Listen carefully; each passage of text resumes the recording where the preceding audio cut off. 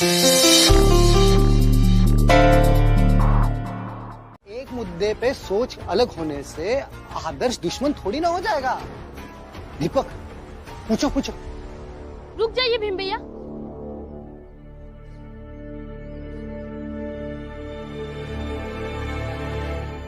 मैं मेरे विवाह में आपके लिए कपड़े लाना चाह रहा हूँ, नाप देने चलिए ना।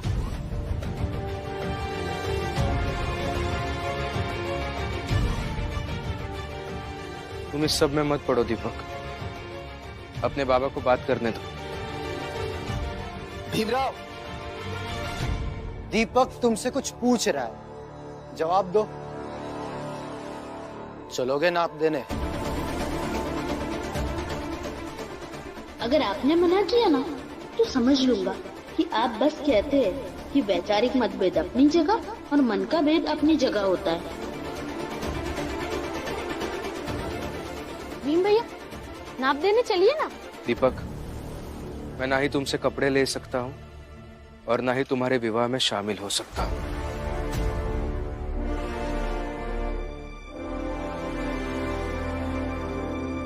भीम भैया, आपसे ये उम्मीद नहीं थी।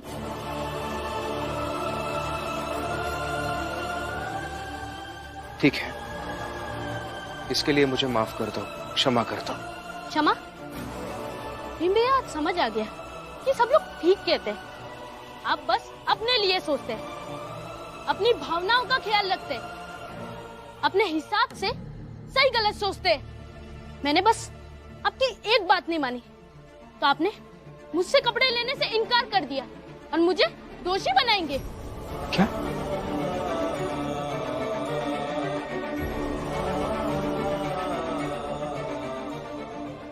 देखो, ऐसा नहीं है। मैं नहीं समझा सकता तुम्हें। क्यों नहीं समझा सकते? मैं बताती हूँ।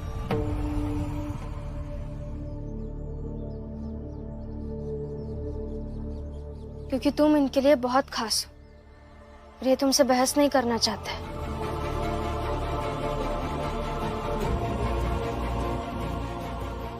ये लीजिए, आप ये खाने का डिब्बा भूल गए थे। हाँ, चलता हूँ। चलता नहीं, बताकर जाना होगा। जिद मत करो दीपक, जाने दो मुझे।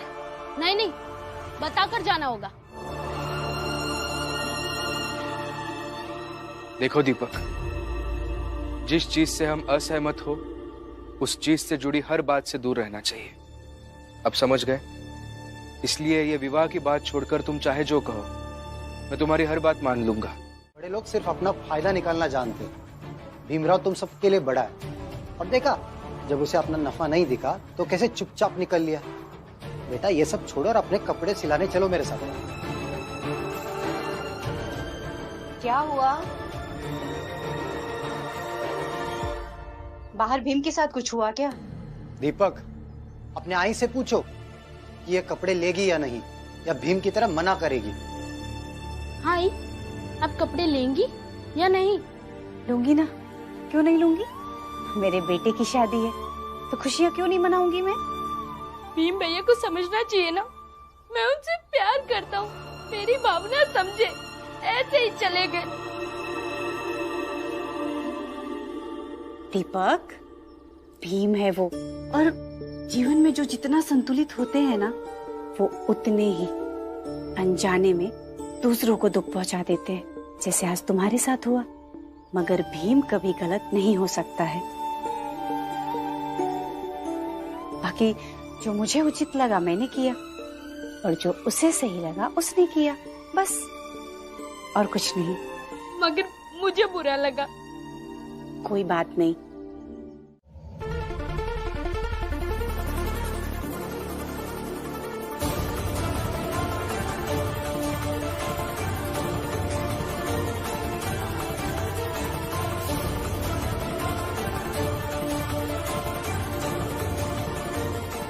कल सुबह तक तैयार रखना, मैं चलता हूँ।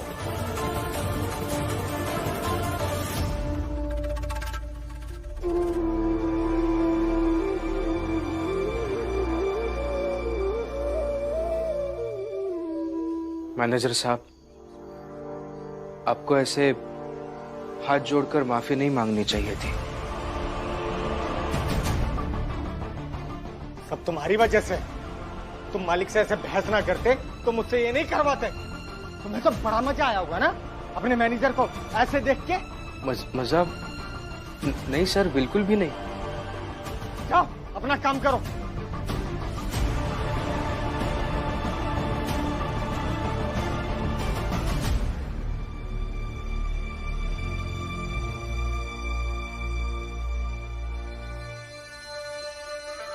भीमराव, हमें एक बात समझ में नहीं आई। क्या? यही कि तुमने आराम की मांग मैनेजर साहब के लिए की लेकिन अपने लिए नहीं की। क्यों?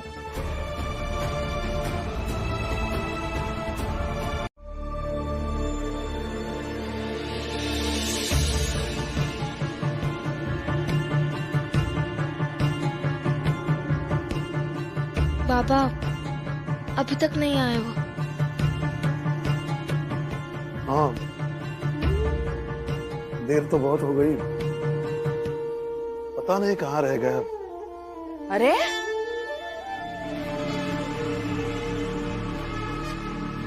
इतने भोले क्यों हैं आप सब? जरा कम भोला बना कीजिए।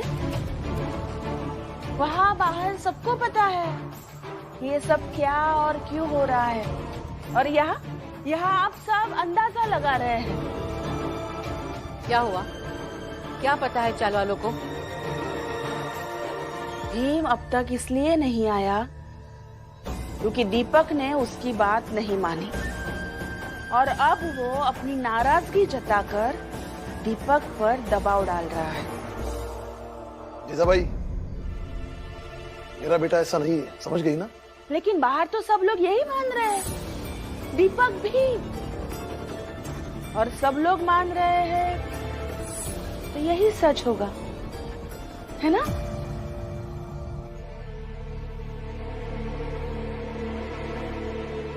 जीजाबाई, भीम ऐसा नहीं है। अगर ऐसा होता तो अपने बाबा से नाराज हो जाता और ऐसे ही दबाव बनाने की कोशिश करता, तो तू एक दिन भी इस घर में रह पाती थी? ये हर बार भीम की तरफदारी करना सही नहीं है। ठीक है भैया, यही है ना? पूछ ले कि अगर भीम भैया पर दबाव बनाने की कोशिश करता तो क्या करते ये? जीजाबाई, भीम पहले से था, तू बाद में आई है, तो नैतिकता भी यही कहती है ना?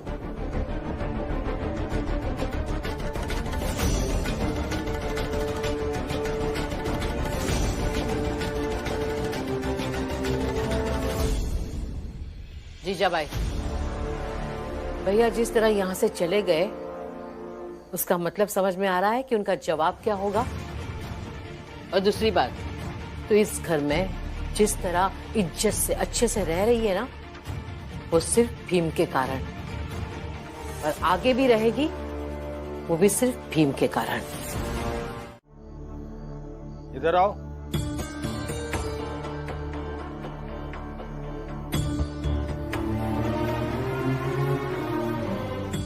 जी, तुमने उससे झूठ क्यों बोला? तुम तो यहाँ काम कर रहे थे, वो लड़का तुम्हें सुनाकर चला गया, तुम चुप बैठे रहे, हाँ झूठ के साथ खड़े हो गए। सर, दीपक का कल विवाह है और उसके मन पर एक भार है कि वो मेरी मर्जी के खिलाफ जाकर विवाह कर रहा है, और वो भार तभी हल्का होगा जब मैं उसके लिए बुरा बन जाऊंगा। उसके मन में मेरे प्रति एक आदर्श व्यक्ति की जो छवि है वो मुझे खुद तोड़नी होगी, तभी कल जाकर वो हल्के मन से विवाह कर पाएगा। और वैसे भी रिश्तों में जो बड़े होते हैं उन्हें छोटों के हिस्से की तकलीफ खुद उठा लेनी चाहिए। मैं बस वही कर रहा हूं।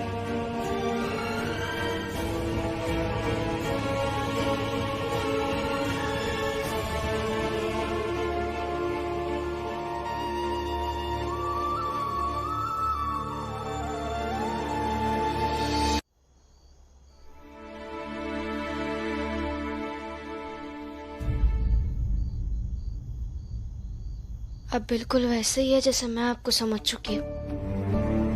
बाकी दुनिया तो तरह तरह की बातें कर रही है, मगर मेरा दिल जानता था कि आप किसी पर अतिरिक्त दबाव नहीं बनाएंगे। बहुत बहुत धन्यवाद। धन्यवाद किस बात का? जो छवि मैंने अपने पति की बना रखी है उसमें तनक भी दरार नहीं है, और सबसे मुश्किल काम है अपनी छवि को कायम रखना। गजब हो तुम सब, सिर्फ भीमराव की बातें होती हैं। पहले एक आता है, वो भीमराव से सवाल करता है और सुना कर चला जाता है। फिर दूसरा आता है, वो भीमराव को महान बनाने में लग जाता है। हमारे जात के पास अभी दो ही चीजें हैं बात करने के लिए, एक समस्या और समस्या का हल भीमराव। आप नहीं समझेंगे, छोड़िए। ये ऑफिस है, रिश्तेदारी निभाने की जगह नहीं। तुम जाओ यहाँ से। जाओ तुम रमा। आप ये खाना खा लीजिए, मैं चलती हूँ।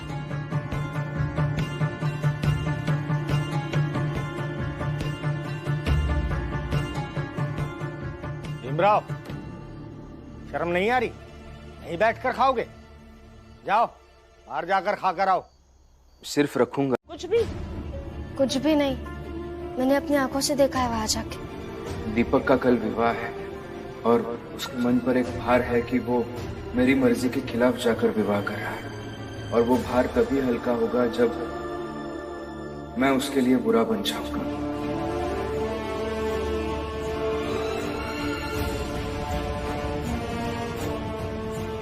रिश्तों में जो बड़े होते हैं उन्हें छोटों के हिस्से की तकलीफ खुद उठा लेनी चाहिए। मैं बस वही कर रहा हूं। और उसके बाद मैं कुछ कह ही नहीं पाई। भीमराव हमेशा ये साबित करते हैं कि महानता की एक कीमत होती है, और वो कीमत कदम कदम पे चुकानी पड़ती है। और भीमभाव कीमत चुकाते हैं।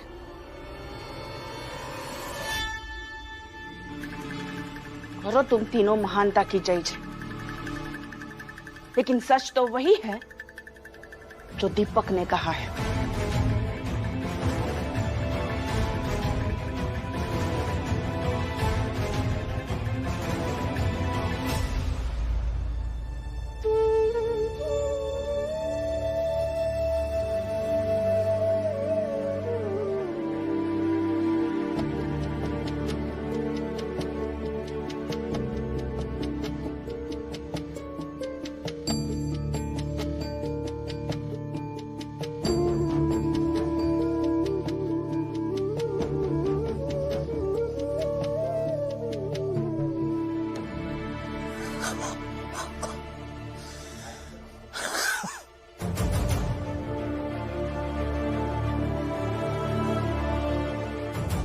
सर क्या हो रहा है आपको?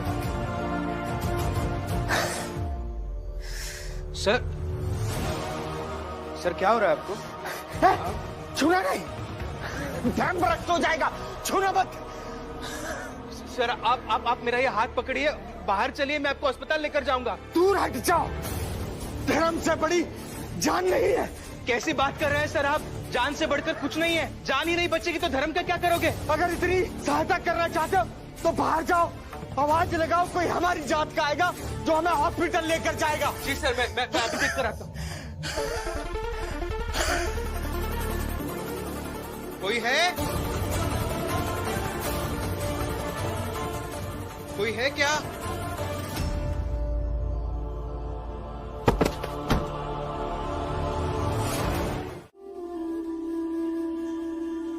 समझ रही हूँ कि आप क्यों परेशान हैं, पर आपको शादी में जाना चाहिए।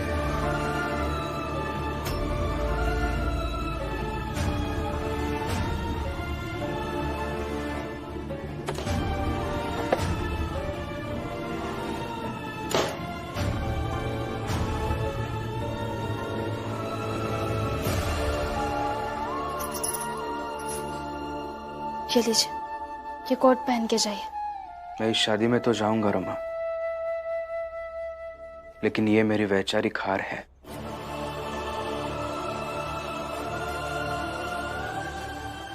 और ये कोट मैं आज के दिन नहीं पहन सकता।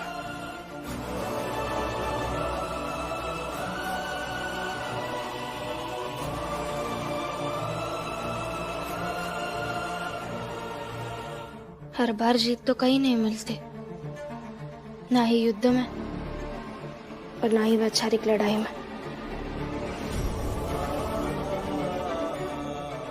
और आप बड़े भाई बनकर जाइए, छोटे भाई के पत्नी को लाने जा रहे।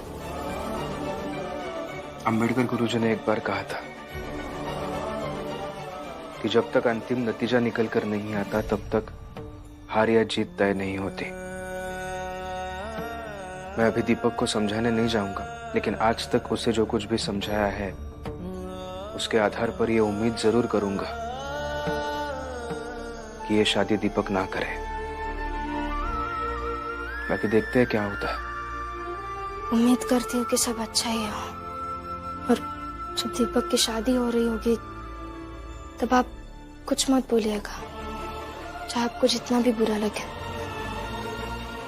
तो लोग कहेंगे कि आपको दीपक की खुशी बर्दाश्त नहीं होती।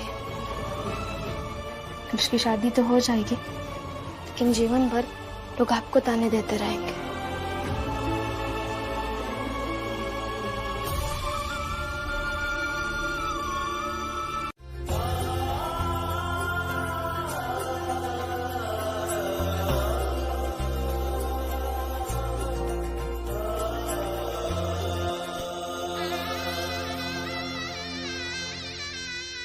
वाह, मजा आ गया। ये शादी को होते देखना मेरे लिए सबसे खुशी की बात है।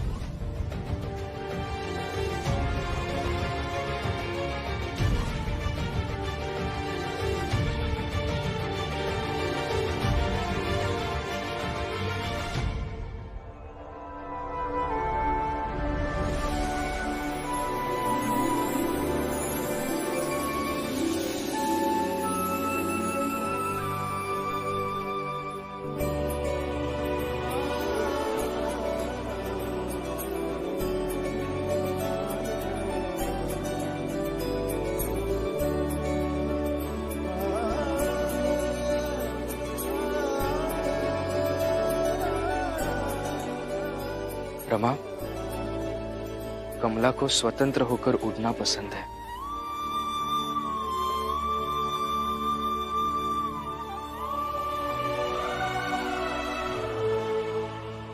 हंस मत, शांति से रहे। अरे पंडित जी, सब तैयारी हो गई ठीक ठाक? वैसे जयमाल का माला आ जाए तो आज शादी की रस्म शुरू हो। अरे बस थोड़ी देर की बात है, जो कुछ जनार्दन लेके ही आते होंगे। वो क्या है ना, पास में नहीं मिला तो स्टेशन जाकर लेकर आ रहे हैं। फिर तो बहुत समय लगेगा।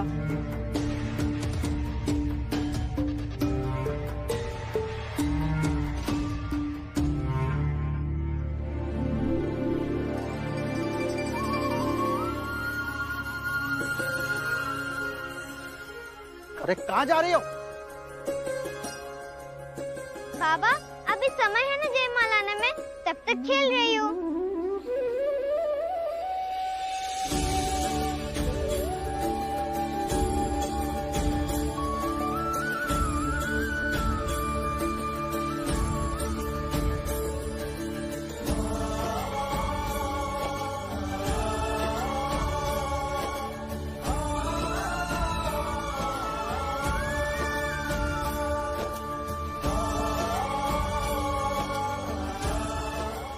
सुनो, लेकर आओ उसे। अब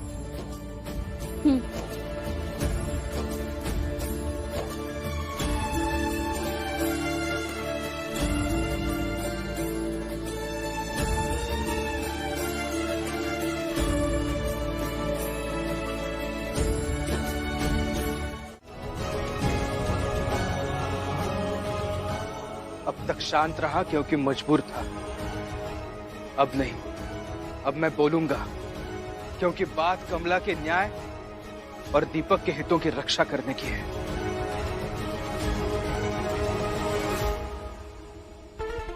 ये शादी नहीं होनी चाहिए। अब ये शादी नहीं होगी, मतलब नहीं होगी। बिल्कुल नहीं होनी चाहिए। बिल्कुल नहीं होनी शादी नहीं होनी चाहिए। मैं बोल रहा हूँ, मुझसे बुरा कोई नहीं होगा। इसलिए जो शादी के विरोध में है ना, तुम यहाँ से चले जाओ। जाओ यहाँ से। रुको।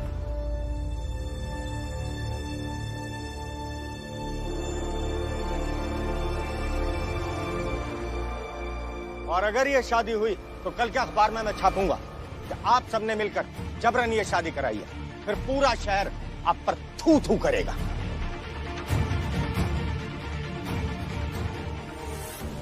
ऐसा कोई कानून नहीं है जो ये कहे कि इनकी शादी करना अपराध है। कानून नहीं है तो कानून बनना चाहिए, और आज नहीं तो कल कानून जरूर बनेगा, क्योंकि ये हमारी नैतिक जिम्मेदारी है कि तितलियों के पीछे भागते हुए बचपन को हम ना पकड़ें। जो दौड़कर बचपन गुजारता है ना, वो जीवन भर कभी थकता नहीं। अरे जिन कंधों पर भविष्य निर्माण करने का दायित्व है, उन कंधों पर विवाह करा के आप दाम्पत्य जीवन का बोझ क्यों दे रहे हो? और ये हम सब की जिम्मेदारी है कि हम विवाह की सही उम्र तय करें। और अगर कोई भी माँ बाप उस उम्र से पहले अपने बच्चों का विवाह कराते हैं तो हम सब उनके खिलाफ खड़े हो जाएं।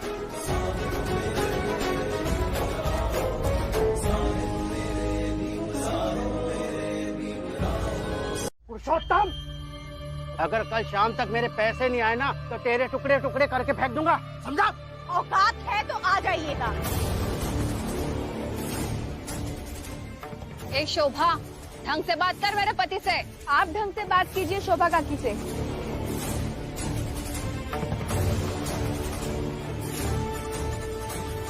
और तुम लोग क्या शादी करते? एक दूसरे के प्रति इतनी तो इज्जत है। अभी हम जाते हैं, पैसे तो हम ले ही लेंगे। और एक बात, आप लोगों ने अगर कमला के साथ जरा सी भी ज्यादती की ना तो मैं आप लोगों को छोड़ूंगी नहीं, जेल भिजवा दूंगी। और हम पता तो लगा ही लेंगे कि आपने कमला के साथ क्या किया है।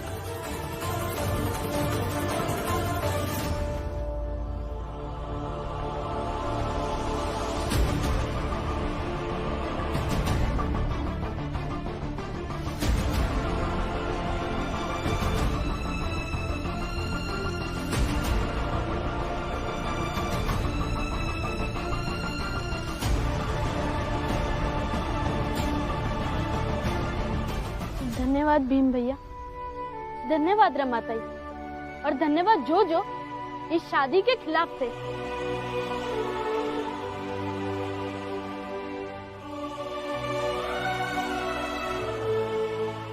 और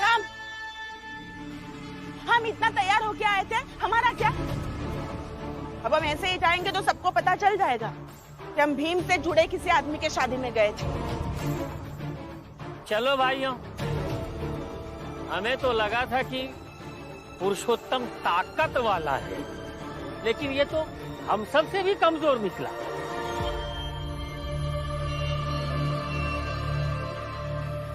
अरे ये पुरुषोत्तम का बेटवा रहा ना, हमारा बेटवा होता तो हम एक को बात न सुनते। घर के मामले में घुस रहा है भीमराव, तो विचार विमर्श कीजिए, रात रात भर सोचिएगा कि आगे क्या करना है, इनको कैसे नीचा दिखाना है।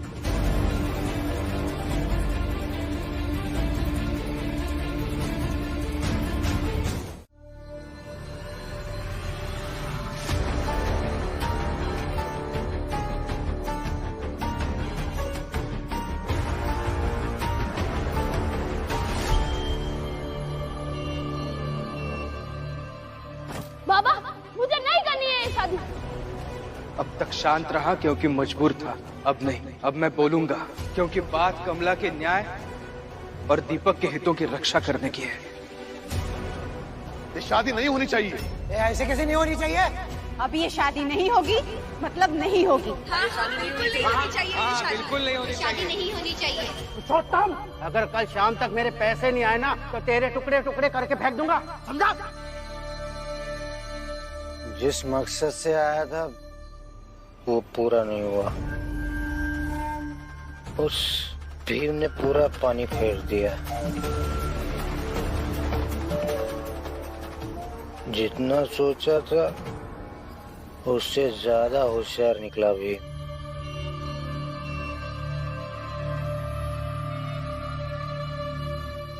मेरी गैर मौजूदगी में दीपक के दिमाग में ऐसा कुछ भर दिया कि उसने शादी करने से इनकार कर दिया।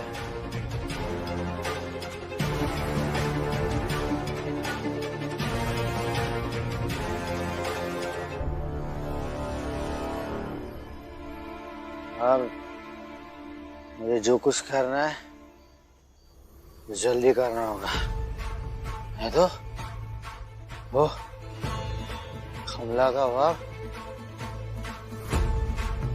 मुझे छोड़ेगा नहीं, छोड़ेगा नहीं मुझे, मार देगा मुझे।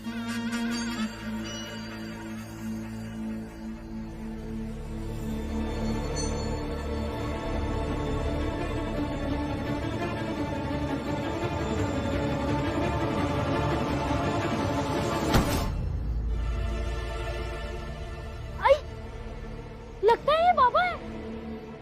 अरे क्या हो गया? उठो उठो। बाबा आना है तो जाओ, तमाशा क्यों कर रहे हो? तमाशा क्यों कर रहा हूँ? इसने इतना कुछ किया मेरे साथ और मैं तमाशा ना करूं? भीमराव आओ यहाँ।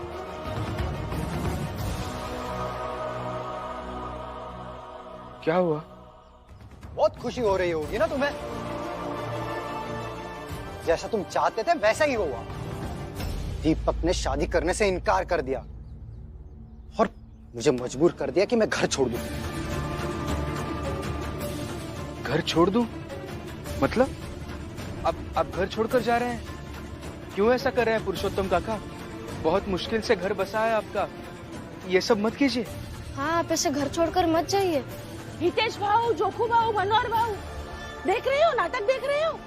पहले सब कुछ उजाड़ दिया और अब दुख और चिंता जता रहे हो।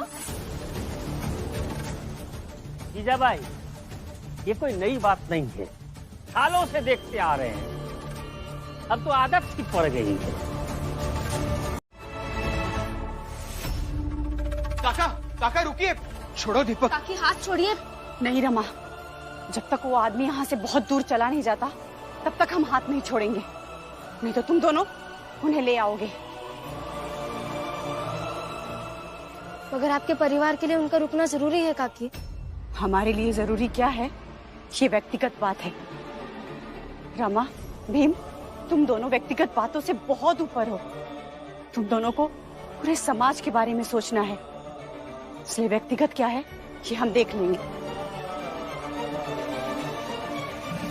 और भीम भैया, रमा ताई, आप बिना गलती के किसी के आगे हाथ जोड़े गिर गिराए, ये हम बर्दाश्त नहीं कर सकते। ऐसे लाख पुरुषोत्तम चले जाए, लेकिन एक भीम भैया और एक रमा ताई साथ रहे तो जीवन सुधर भी जाएगा और चल भी जाएगा।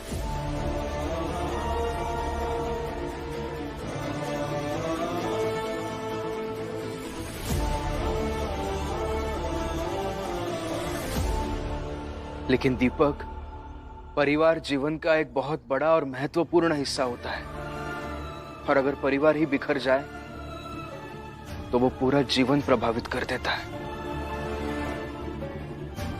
मेरा परिवार बिखरा ही था, बस उसे जबरदस्ती जोड़ने की कोशिश हम सब अपने अपने तरीके से कर रहे थे, क्योंकि परिवार बस सदस्य से नहीं बनता, परिवार बनता है प्रेम से, विश्वास से और उन कोशिशों से जब सब एक दूसरे के साथ में, सुख में, दुख में, चिंता में, परेशानी में साथ रहे। मगर मेरे पति और दीपक के पिता ने तो कभी ये कोशिश ही नहीं की। फिर उनका होना या ना होना, हमारे परिवार का टूटना कैसे हुआ भीम?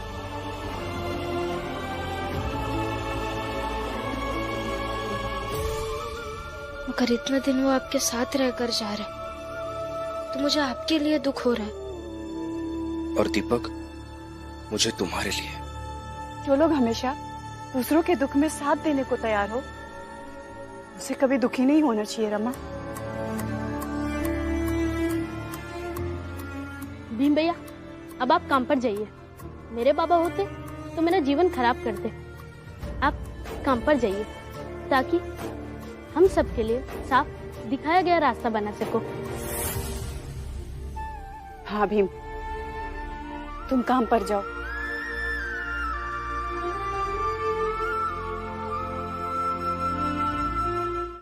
आओ आओ, आ जाओ।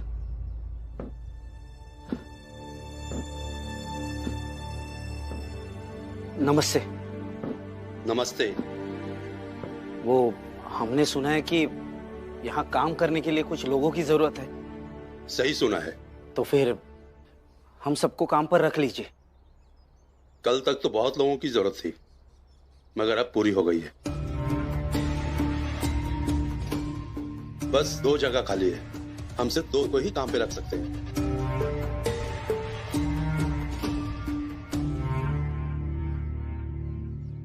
तुम लोग आपस में तय कर लो कौन कौन रहेगा, तब तक मैं आता हूं।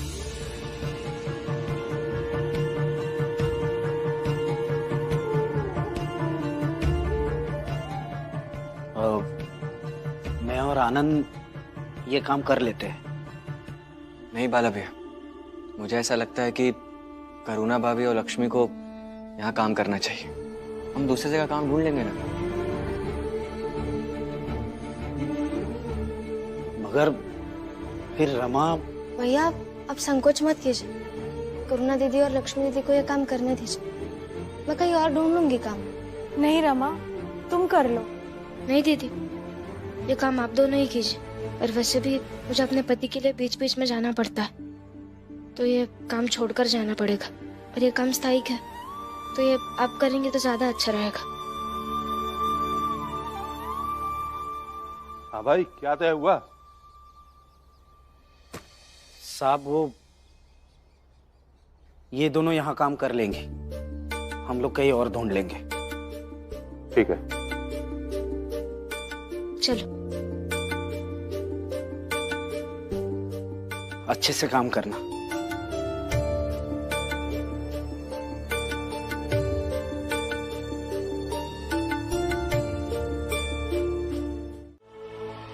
बहुत सारे लोग चिड़चिड़ करेंगे और बोलेंगे शादी बीच में ही रुक गई और बाप फिर से भाग गया। क्यों भाग गया, क्या हुआ, सब पूछेंगे। लेकिन तुम उनके सवालों पर ध्यान मत देना। एक बार पढ़ लिख कर बड़े बन जाओगे, सवालों के ये पत्थर तुम तक नहीं पहुंच पाएंगे। सफलता की इमारत जितनी ऊंची बनाओगे, लोगों के ताने कटाक्ष सब छोटे होते जाएंगे। हाय, अब मैं मन लगाकर पढ़ूंगा, काबिल बनकर दिखाऊंगा। अब अपना दिमाग इधर उधर नहीं भटकाऊंगा। आपका और भीम भैया का सपना पूरा करूंगा। अरे आई, आप रो रही हैं? रो मत, मैं आपके आंखों में आंसू नहीं देख सकता, और मैं अब आपकी आंखों में आंसू आने भी नहीं दूंगा। आई, इन आंखों में पापा आंसू भरकर गए हैं ना, देखना एक दिन मैं इन्हीं आंखों में खुशियां भर दूंगा। ये मैं वादा करता हूँ आपसे। आई, अरे भांग भी रखी क्या तुमने? हाँ? ये अस्पताल में अपने दिमाग का इलाज करवाया था। क्या चाहते क्या हो तुम? कल तुमने अपना धर्म भ्रष्ट कर दिया और आज इस भीमराव को कुर्सी पर बिठा दिया। अरे क्या कर रहे हो? क्यों लोक व्यवहार को गुड़गोबर करने पर तुले हो? गुड़गोबर आप कर रहे हैं ऑफिस की मर्यादा का। किस हक से खड़े हैं आप यहाँ? आप मालिक हैं, मैनेजर हैं, मजदूर हैं या ग्राहक हैं? बताइए। जात वायु तेरा भूल मत। ये दफ्तर है, जात धर्म सब दफ्तर के बाहर रखिए तो ही अच्छा है।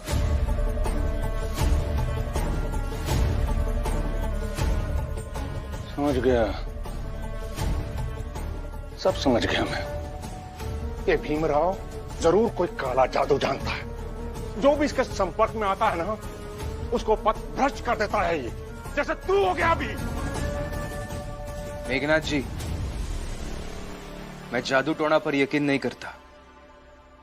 मुझे सिर्फ और सिर्फ व्यक्ति के विवेक पर भरोसा है। अब जाइए, भीम को अपना काम करने दीजिए। जा रहा हूं, चिल्लाओ मत। पर जाते जाते तुझे एक बात चिताते जा रहा हूं। अरे हिम्मत बढ़ा रहा तू ऐसे लोगों की। और तेरे जैसे ही लोग होते हैं जो हमारी जात के लिए सबसे घातक होते हैं। देख, सोचना इस बात पर, आज ये भीमराव कुर्सी पर बैठा है, कल कोई और कुर्सी पर बैठेगा फिर एक दिन ऐसा भी आएगा जब तुझे कुर्सी नहीं मिलेगी बैठने के लिए, तब खड़े रहना ऐसा ही भीमराव के बगल में और खुश होता रहना। रुकिए मेघनाथ जी।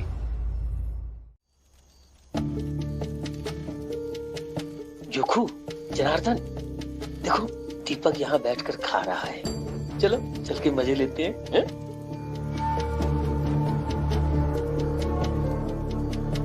और दीपक, कैसा लग रहा है खाना खाकर, वो भी बिना बाप के? अरे हितेश भाऊ, बिना बाप के नहीं बल्कि बाप का भगाए के। मैंने मेरे बाबा को नहीं भगाया, उन्होंने गलत किया और हमने सच कहा तो रहा नहीं गया। पहले भी भागे थे, अब भी भाग गए, इसलिए दोबारा इस मसले पर मुझसे कुछ मत कहना, विनती है मेरी।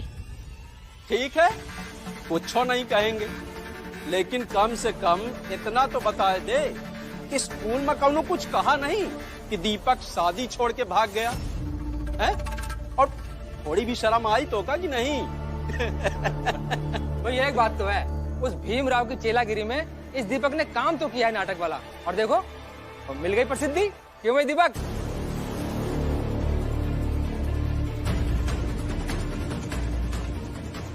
ये सब करके क्या मिलता है आपको? बेवजह हर किसी से भीम भैया की बेइज्जती करके, बुराई करके क्या मिलता है आपको? मजा आता है, बहुत सारा मजा। बताना बेटा, क्यों तुम्हें खड़े रहने पर भी तकलीफ नहीं होगी? तुम्हारे पैरों में दर्द नहीं हुआ? कुर्सी पर बैठने के बाद तुम्हें गर्व नहीं हुआ?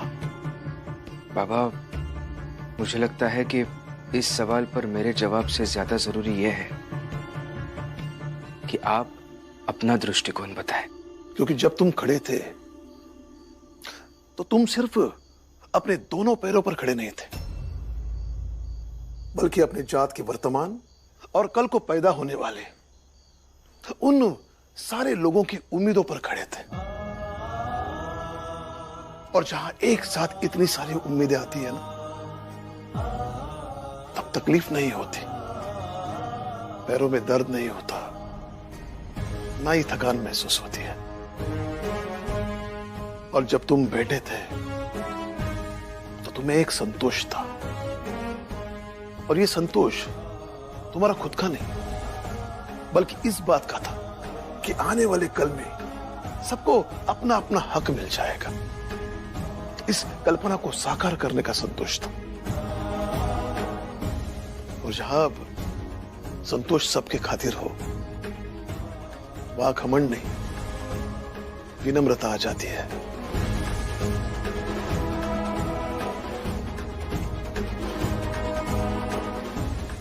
धन्यवाद बाबा। आप ऐसे छोटी बड़ी बातों पर अपना दृष्टिकोण बताते हैं, विवेचन करते हैं ना, उससे मुझे बहुत कुछ सीखने को मिलता है। चाहता है कि वो अपने नहीं है तो वो कह सकते हैं, मगर ये तो अपने है ना। बचपन से लेकर रोज इन्हें काका कहते आया हूँ, पर यही ऐसा करते हैं।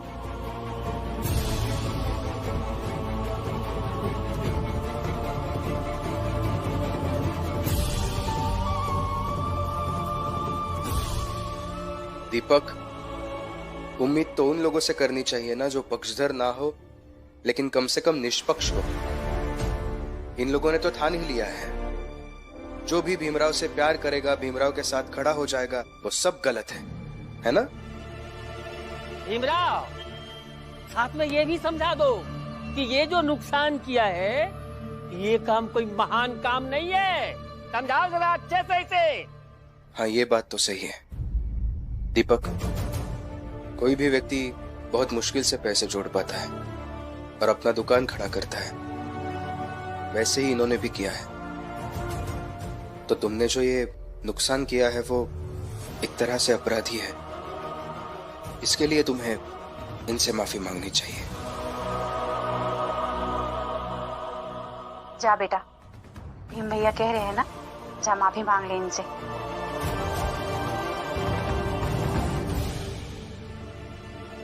माफ कर दीजिए मुझे, आगे से ख्याल रखूंगा। सुन लिया भीमराव, मैं कितना बेशर्म और बदतमीज है ये। अच्छा, ये कैसा है आप बता रहे हैं, मगर खुद कैसे है वो नहीं बता रहे हैं। कोई भी बच्चा जब पल रहा होता है ना, तब उसके पड़ोसी भी बहुत महत्वपूर्ण भूमिका निभाते हैं। ऐसे आप लोग हमेशा लड़ना, झगड़ना, किसी का नुकसान करना, किसी को उकसाना सिखाते रहेंगे तो कल की पीढ़ी ऐसी ही होगी। देखिए, आपको अगर दीपक से कोई मतलब नहीं रखना है तो मत रखिए, इससे बात मत कीजिए, लेकिन कम से कम इसे बिगाड़िए मत। वाह वाह भीमराव वाह, क्या बात है। अगर तुम कुछ कहो तो वो सही है, और हम लोग कुछ कहें तो बिगाड़ रहे हैं। वाह क्या बात है। देखिए, एक बात है जो मैं सीधा सीधा आप लोगों से कह रही हूँ, मेरे बेटे से दूर रहिए आप लोग, नहीं तो अच्छा नहीं होगा।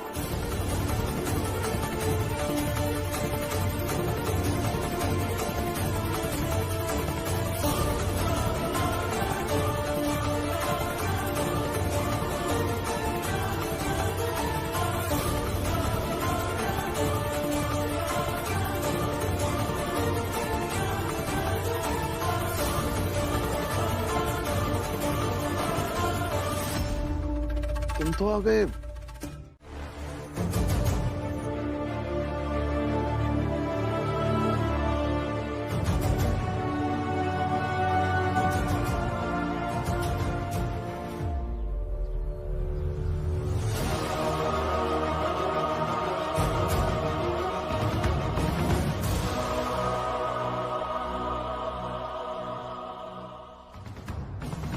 लीजिए, चाय पीजिए,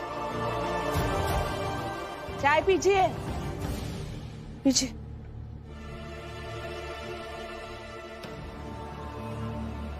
क्या सोच रहे थे इतना? ये करुणा लक्ष्मी अभी तक आई नहीं, पता नहीं कहाँ रह गई। अच्छा, बहुओं के बारे में सोच रहे हैं। लगता है रात भर सोए नहीं है आप, सोच सोच कर। मैंने तो पहले ही कहा था कि मत भेजिए। बहू बेटी को ऐसे रात रात भर काम करने भेजोगे तो क्या होगा, इसके बारे में सोचा है किसी ने? नहीं, नहीं आई है अभी तक, पर पता नहीं कहाँ है। क्या मतलब पता नहीं कहाँ है? आ रही होगी। क्या आ रही होंगी? पूरे दुनिया को समझाते हो बाप बेटे, लेकिन खुद समझ नहीं पाते हो कि ऐसे रात रात भर उनको घर के बाहर रखोगे तो कुछ गलत होगा। उनके साथ जब अनहोनी होगी ना, तब पता चलेगा कि गलत किया। पीजिए, चाय पीजिए।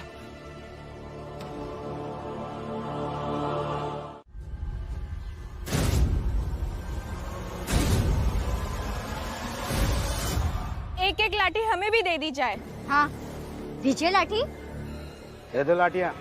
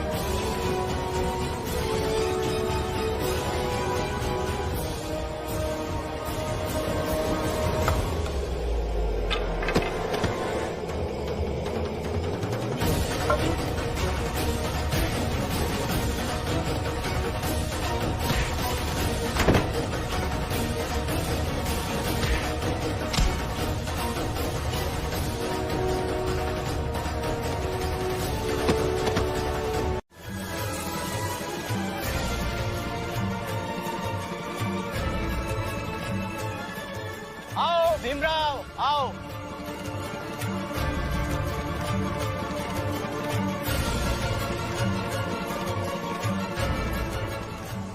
हमारे समाज की औरतों ने तुम्हारे समाज की 2 औरतों को सबक सिखा दिया है। हम अपनी औरतों का इलाज कर लेंगे, तुम अपनी औरतों को देख लो। मरी नहीं है तो लेके जाओ।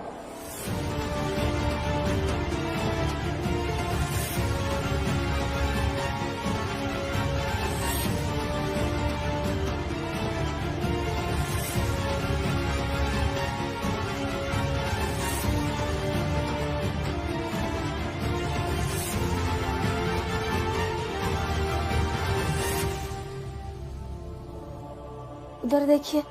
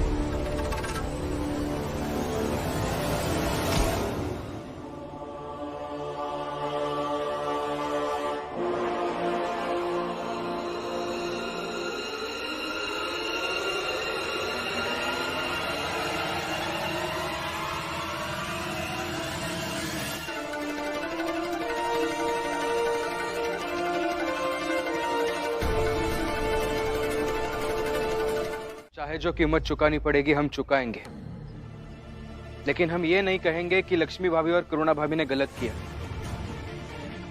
बल्कि अपने स्वाभिमान को बनाए रखने की वो कीमत होगी और होनी भी चाहिए। जहां स्वाभिमान ही नहीं, वहां जीने का क्या फायदा।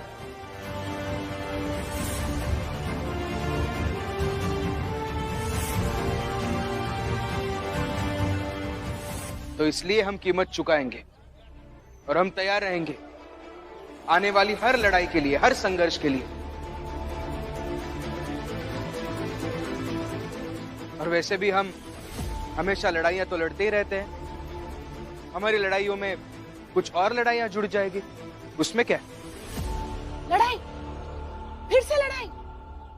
ये भीम हमेशा लड़ाई की बात क्यों करता है? भीम, लड़ाई का अंत हमेशा बर्बादी ही होती है।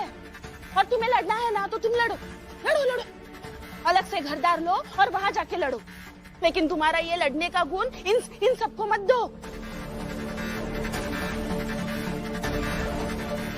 मैं तो कहती हूँ इन दोनों को बड़े लोगों के घर के बगल से जाने की जरूरत ही क्या थी?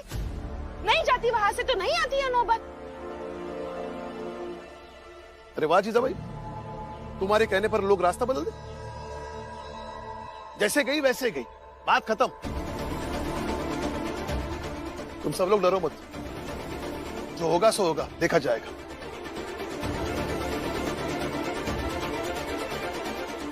हाँ, अब आप भी लड़ना सिखाइए, लड़ाकू बना दीजिए सबको। सुबह दोपहर शाम रात बस लड़ते रहे। तो औरतें हैं, कुछ भी हो सकता है इनके साथ।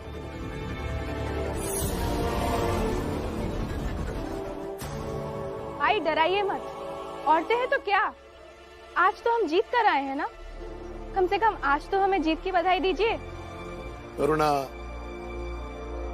तुम किससे जीत की बधाई मांग रही हो? जो हमेशा दूसरों की हार की कामना करती रहती है। कभी कुछ लड़ी होती तो समझ पाती ना कि लड़ाई करने वाले का दिल कैसे होता है और कैसे सामना करता है दूसरे योद्धा से।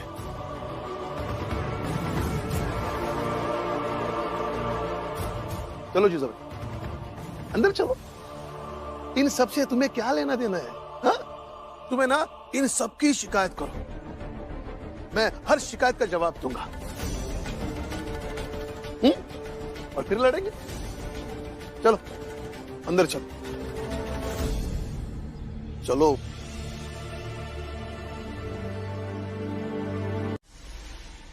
रमा, मैं जा रहा हूं। रुकिए, ये लीजिए। आज फिर से उस कुर्सी पर बैठेंगे ना आप? हाँ। कैसा लगेगा आज बैठकर?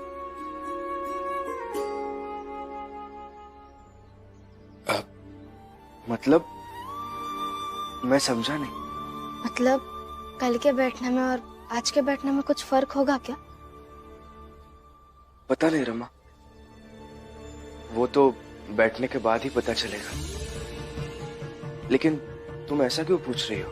नहीं, मैं सोच रही थी कि जो लोग सालों से कुर्सी पर बैठा है वो हमें कुछ नहीं समझते हैं, तो ये गलती उनकी है या कुर्सी की? शायद उनकी, क्योंकि गवर्नर साहब भी तो सालों से कुर्सी पर बैठे हैं, लेकिन वो तो हमें इंसान की नजर से ही देखते हैं। फिर भी शाम को आऊंगा तो मेरा अनुभव बताऊंगा। चलता हूं। जो लोग सालों से कुर्सी पर बैठा है वो हमें कुछ नहीं समझते हैं, तो ये गलती उनकी है या कुर्सी की?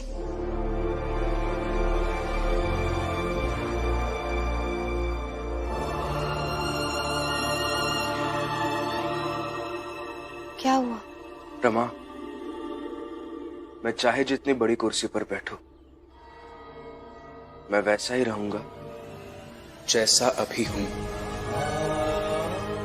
और ये मेरा वादा है तुमसे। ऐसी डरी हुई आंखों से मुझे जाते हुए मत देखना। अच्छा हुआ कि लौट के वादा किया आपने मुझसे, वरना मैं सच में डर गई थी। अब शाम को आएंगे तब अनुभव जरूर बताइएगा, मैं डायरी में लिखूंगी।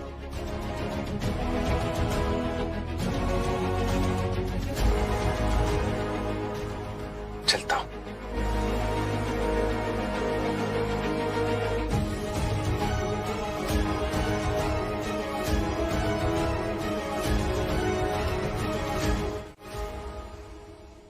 आई,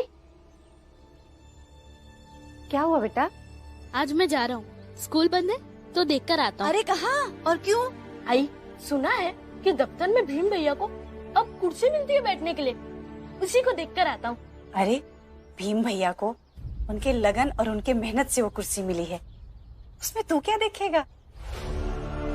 तुम भी पढ़ लिख कर कुर्सी पा जाना, तो खुद देख लेना। नहीं आई, अपनी आंखों के सामने कुछ होते देख लूंगा तो यकीन होगा कि ऐसा हो सकता है। मैंने जीवन भर अपनी जात के लोगों को नीचे देखा है, आज भीम भैया को कुर्सी पर बैठे देखूंगा तो मुझे अच्छा लगेगा और वो बहुत खुशी देगी, और वो खुशी मुझे हमेशा खुश रखेगी, मुझे कभी थकने नहीं देगी। आई, अब जाऊं? आई, जा बेटा जा, और वहाँ से आकर बताऊंगा आई कि उन्हें देखकर कैसा लगा।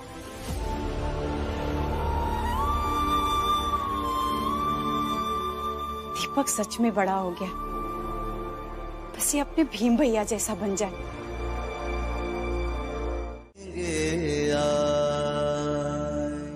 रुको,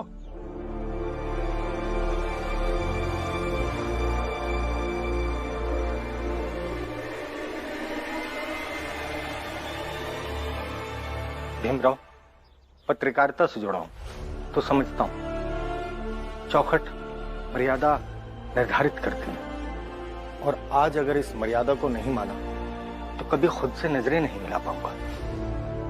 इसलिए तुम नहीं, मैं जाऊंगा नौकरी छोड़कर।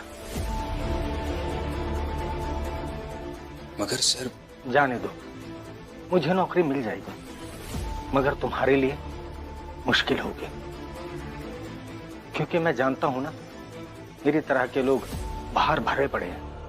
मगर सर, तुम यहीं रहो, ये तुम्हें नौकरी से नहीं निकाल पाएंगे। अगर निकाला तो मैं इनके खिलाफ विद्रोह करूंगा।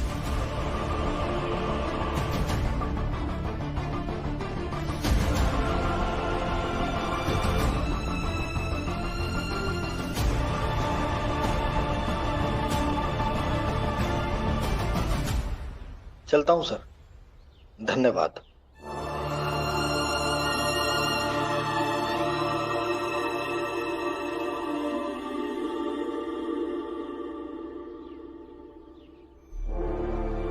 भीम, मैंने तुमसे सीखा, उस एक रात ने मेरी जिंदगी के सोचने का नजरिया बदल दिया। मैं तुमसे ये तो नहीं कह सकता कि मैं तुम्हारी लड़ाई में कंधे से कंधा मिला के चलूंगा, मगर हाँ, ये जरूर कहूंगा कि जब तुम लोग लड़ते लड़ते थक जाओगे तो मैं तुम्हारे लिए खाना, पानी और आराम लेकर आऊंगा।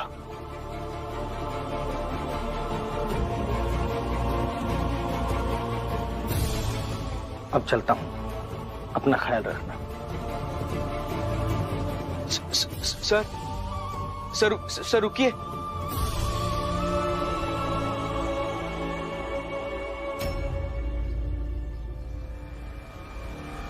सर रोकिए ना उन्हें, वो जा रहे हैं, उन्हें नौकरी से मत निकालिए। आपको हमसे दिक्कत है ना, हमारी जात से दिक्कत है। आपकी लड़ाई हमारी जात से है ना, तो लड़ते रहिए ना। आप अगर कहेंगे तो मैं वहां आपके मोहल्ले में आकर आपके लोगों से माफी मांग लूंगा, लेकिन उन्हें नौकरी से मत निकालिए सर। अरे यही तो समझने का फेर है, हमें तुम्हारी जात से ज्यादा अपने सिद्धांत की लड़ाई लड़नी है। और हमारा सिद्धांत कहता है कि अगर तुम्हारी जात अपनी हैसियत में रहे